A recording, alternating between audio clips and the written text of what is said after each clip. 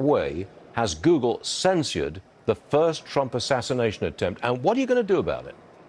Yeah, well, Stu, it's worse than we thought it was. We certainly, for the first several weeks, we saw Google, whenever you searched assassination attempt on President Trump, it took you somewhere else. But just yesterday, we had a press conference here at the Senate, 5 senators talking about this very issue, talking about protection for President Trump.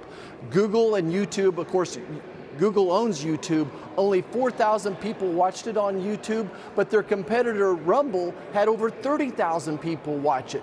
So Google is deflecting, using their algorithms to take people away from this topic. We've pressed Google with this particular topic. We've got inadequate answers from them. We would like for them to come forward and talk about the monopoly that they have and the censorship that they're continuing against conservative thoughts and against President Trump. I want to talk about increasing the security surrounding former President Trump. You're on the Homeland Security Committee. Couldn't the president just, with a stroke of a pen, say, right, you get the same coverage as I do? He could do that, couldn't he?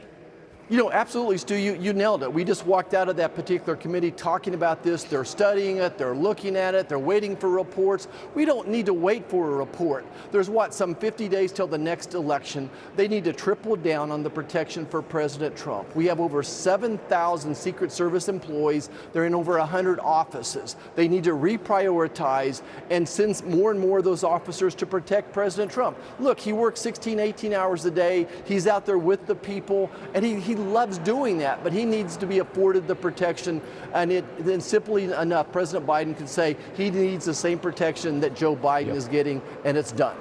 Mr. Senator, I wonder if you would address something that's just coming to us. We've got new reports this morning of more explosions in Lebanon. That's from the videotape you're seeing there, that's from yesterday with the pages exploding.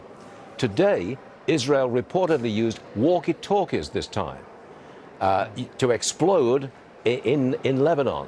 3 more people reportedly killed today, 12 yesterday, thousands injured. Senator, this seems to be a new way of warfare, but the administration says they didn't know about it in advance. And my guess is they would have stopped it had they known about it in advance. I'm not sure that the Biden administration is wholeheartedly on Israel's side in opposing terror. What say you? You know, exactly. First of all, I remember President Eisenhower saying something that I hate war as only a soldier who's lived it can, with all its brutality, with all its futility. And I'm sorry, war is ugly, but Iran and Hamas launched this war. And this terrorism continues. Israel has every right to defend themselves, however and whatever ways we need to. But you're absolutely right that Joe Biden and Kamala Harris are walking this whole situation. And really, their support appears to be more for Iran and the terrorists than it does to be for Israel. And I think America understands that as well. Extraordinary